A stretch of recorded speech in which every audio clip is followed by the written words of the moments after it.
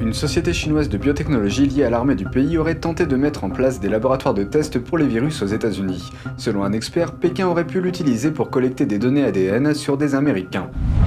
La société chinoise à la tête de TikTok rompt un accord avec une société américaine. Ceci après que le président Biden a mis fin à l'interdiction de TikTok imposée par Trump et prévoit de la réévaluer. Et près de 60 pays condamnent Pékin pour avoir arrêté des Occidentaux et les avoir utilisés comme levier diplomatique. Les États-Unis se joignent également à la cause. Bienvenue dans Regard sur la Chine, je suis Vladian Huitins. Une société chinoise de biotechnologie liée à l'armée aurait tenté d'installer des laboratoires de tests de virus aux États-Unis. Un ancien fonctionnaire de la Maison-Blanche s'inquiète du fait que ce projet raté ait été utilisé pour collecter l'ADN des Américains. Selon lui, cette information pourrait aider Pékin à développer des armes biologiques. La société chinoise de biotechnologie Beijing Genomic Institute, ou BGI, avait prévu d'installer des laboratoires de tests pour le virus du PCC dans au moins 6 États américains lorsque la pandémie a commencé l'année dernière. Mais les installations n'ont jamais été mises en place. C'est ce qu'indiquent les rapports d'enquête de CBS News.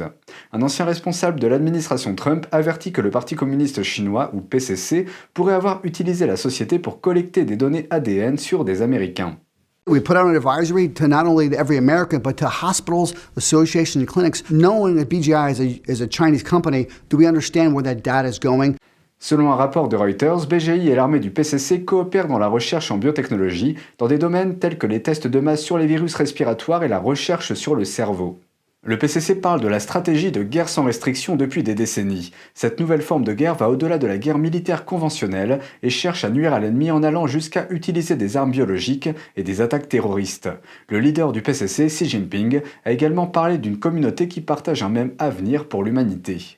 Un ancien virologue de l'armée américaine estime que si le PCC obtient les caractéristiques génétiques de différentes races, il peut stimuler ses recherches dans le domaine des armes biologiques en les adaptant aux différentes races humaines existantes. 他想要在全球如果能够控制各个民族的话呢，当然是希望能够收集各个民族的基因的特点，这对他的超限战来说也是个非常有意义的一个内容。 BGI est la plus grande entreprise de séquençage de génome au monde. Elle peut extraire l'ADN humain à partir d'un peu de salive ou d'un cheveu. Selon M. Lin, l'ADN pourrait également être modifié pour augmenter l'efficacité au combat des soldats. 这个士兵看第一眼的这个环境能力通过基因改造，如果能提高的话，当然对军力的这个提高会有帮助的嘛，或者是增强一些军人的功能啊等等，用生物手段来制造下一代的生物战士。 Selon Human Rights Watch, la collecte de l'ADN d'un groupe spécifique de personnes viole les normes internationales. Mais cela se produit déjà secrètement sous le couvert de contrôles sanitaires gratuits pour la population ouïghour de la région du Xinjiang en Chine. L'administration Trump a mis BGI sur la liste noire l'année dernière. Cela signifie qu'elle ne peut pas obtenir de matériel et de technologie en provenance des États-Unis. Nous nous attendons à voir reculer de nombreuses politiques de l'ère de Trump sous l'administration actuelle aux États-Unis. Mais selon un ancien conseiller de Mike Pompeo, l'administration Trump a définitivement transformé la politique américaine sur la Chine. Miles Yu a dit dans l'émission American Fox Leaders que l'administration Trump a transformé la façon dont les Américains regardent la Chine. I think we have laid the foundation of a renewed understanding of the Chinese Communist Party's intent, capabilities, and opportunities. We have won the argument. I don't think anybody can look at China in 2021 the same way we looked at China in 2012, 2015, for example. Yu dit qu'il y a deux types de compréhension sur la Chine en Occident et le Parti communiste chinois, ou PCC, veut que nous adoptions l'une des deux. Yu pense que nous devons examiner les deux et c'est ce qu'a fait l'administration Trump. On the one hand, China is a great war. China is a country of history. China is a country of incredible people, and pandas, and the great cuisine. That cultural aspect is very important. And that's what the Chinese Communist Party wants the world to know about. China is, on the other hand, also a Marxist-Leninist entity, ruled by a Marxist-Leninist political entity. Yu a grandi dans la Chine communiste et est arrivé aux États-Unis en 1985. Il dit que l'administration Trump a transformé notre compréhension de la Chine en différenciant le peuple chinois du PCC. China, Chinese people, Chinese Communist Party were without distinction before. Until the Trump administration, we made that very clear. And I think there is a very interesting dichotomy here. While we have always harbored good wishes for the Chinese people to succeed, the China that was ruled under Communist Party never ever considered United States as the ultimately friendly country. Pour l'avenir, Yu dit qu'il pense que la politique chinoise sera l'un des domaines où la continuité politique sera la plus grande. Il espère que l'administration Biden ne reviendra pas sur l'approche de ses engagements. La société mère de l'application de partage de vidéos TikTok se retire de son accord avec la société américaine Oracle. La société, nommée ByteDance, cherchait à vendre ses actifs américains. Ceci après que l'ancien président américain Donald Trump a menacé de l'interdire en Amérique pour des raisons de sécurité. Une source qui a refusé d'être nommée a déclaré au South China Morning Post que l'accord avec Oracle devait, je cite, répondre aux demandes de l'administration Trump. Mais il a ajouté qu'avec Trump, qui est maintenant hors fonction, cet accord est parti avec lui. L'administration Biden a mis en pause l'interdiction de TikTok la semaine dernière. Les fonctionnaires déclarent qu'ils vont réévaluer si l'application représente vraiment une menace pour les intérêts américains. La Chine a refusé de fournir des données brutes sur les premiers cas de virus à une équipe dirigée par l'Organisation mondiale de la santé. Cette décision risque de compliquer les efforts visant à comprendre comment l'épidémie a commencé dans le cadre d'une enquête sur les origines du virus.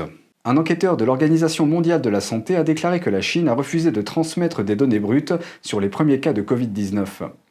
Une équipe de l'OMS chargée d'enquêter sur les origines de la pandémie avait demandé des données brutes sur les patients dès la phase initiale de l'épidémie dans la ville de Wuhan en décembre 2019. Mais Dominique Dwyer, un expert australien en maladies infectieuses qui fait partie intégrante de l'équipe, a déclaré que seuls des résumés avaient été fournis. In the ideal world, you would go through it patient by patient by patient. And that's what we call a line listing. And that's standard practice for an outbreak investigation. In this situation, the Chinese gave us the results. We would have liked, I guess, to have seen the raw data, but that can still come. Il a déclaré que les données étaient particulièrement importantes car seule la moitié des cas ont été exposés au marché des fruits de mer de Huanan, où le virus a été initialement détecté. Samedi dernier, la Maison-Blanche a déclaré qu'elle avait, je cite, de profondes préoccupations concernant le rapport Covid-19 de l'OMS en provenance de Chine. Le conseiller à la sécurité nationale Jack Sullivan a appelé la Chine à rendre disponibles les données des premiers jours de l'épidémie. Il a déclaré qu'il est impératif que le rapport soit indépendant et libre de toute altération par le gouvernement chinois. L'enquêteur principal de l'OMS sur l'origine du virus a fait de nouveaux commentaires. Dans une interview, Peter Benambarek a déclaré à CNN que l'épidémie de virus à Wuhan pourrait être beaucoup plus étendue qu'on ne le pensait. Le premier cas confirmé a été découvert en décembre 2019 à Wuhan, selon les autorités chinoises, mais d'autres sources, dont le gouvernement américain, affirment que les cas remontent à des mois avant cela. L'équipe d'Ambarek s'est récemment rendue à Wuhan pour enquêter sur les origines du virus. Il dit qu'ils ont découvert que même en décembre 2019, il y avait plus d'une douzaine de souches du virus à Wuhan. Il a ajouté que le virus aurait pu rendre malade plus d'un millier de personnes à ce moment-là en décembre. Il a qualifié cette information de nouvelle découverte. 7 journalistes chinois sont toujours détenus en Chine pour avoir fait des reportages sur l'épidémie de virus du PCC et environ 17 journalistes étrangers ont été expulsés de Chine en 2020. Reporters sans frontières est une organisation qui défend le droit à la liberté d'information. Selon l'organisation, depuis le début de l'épidémie, le PCC a intensifié sa politique de muselage de la presse. Il a arrêté au moins 10 journalistes et commentateurs qui ont fait des reportages sur la pandémie. 7 d'entre eux sont toujours détenus ou portés disparus à ce jour. Imaginez que vous êtes en visite dans un pays étranger et que le gouvernement local vous arrête à l'improviste et vous utilise comme monnaie d'échange dans les négociations avec votre pays d'origine. Que peut faire votre pays d'origine pour vous sortir de là ? Les États-Unis se joignent à une coalition mondiale pour dénoncer la détention arbitraire d'étrangers par des régimes autoritaires à des fins diplomatiques. C'est ce qu'on appelle la diplomatie des otages. Les États-Unis ont signé lundi 15 une nouvelle déclaration visant à mettre fin à la détention arbitraire de citoyens américains et de résidents permanents à l'étranger. It's time to send a clear message to every government that arbitrarily detains foreign nationals and tries to use them as leverage. This will not be tolerated by the international community. La déclaration ne vise pas un régime en particulier, mais il est bien documenté que le Parti communiste chinois, ou PCC, a détenu de nombreux Américains. Le régime a détenu un avocat américain, 2 pasteurs, un homme d'affaires et 2 directeurs d'école. Certains doutent que la déclaration soit efficace pour libérer les otages. Without having teeth behind it, like sanctions, like criminal courts that will actually do something to, take action to punish these countries for actions like that, for arbitrary detention, it might not have much of an impact. Au total, 58 pays soutiennent la cause de l'arrêt des détentions arbitraires. Parmi eux, le Canada et presque tous les membres de l'Union européenne. Ils promettent de se battre pour les droits des détenus à chaque étape du processus. Depuis le 1er février, la chaîne NTD TV vous propose chaque jour 1 heure de programme en français, accessible gratuitement sur les canaux suivants. Orange, canal 548, Free, canal 799, SFR, canal 921 et Bouygues, canal 802. La première diffusion est programmée à 20h, avec une rediffusion le lendemain à 13h. Vous pouvez aussi retrouver toutes nos vidéos en vous rendant directement sur notre site internet ntdtv.fr. C'est tout pour aujourd'hui, merci d'avoir suivi Regard sur la Chine, on se retrouve demain pour une nouvelle émission, prenez soin de vous et à bientôt.